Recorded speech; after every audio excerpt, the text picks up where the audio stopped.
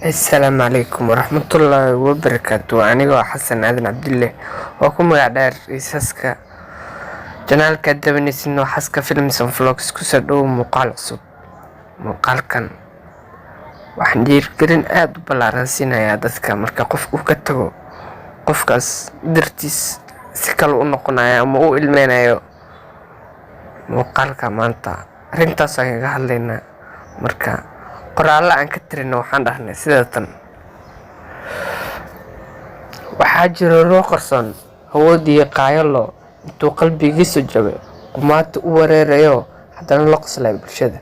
waxaa jira ruux qarsoon qulubtii dhibaatada xusuusuhu ay qaleen intuu qeyrkiisa tagay haddana la qoslay bulshada. waxaa jira ruux qarsoon jacaylka intuu qufulay qolkuu dhehelaa laxday wuxuu qabo u qarsaday haddana la qoslay bulshada. waxaa jira ruux qarsoon intay qisadiisu tahay haddii laga qoro dhambaal dunidu quusan qaadan lahayd haddana la qoslay bulshada. waxaa jira ruux qarsoon hurdada qabanayni jeef indhuhu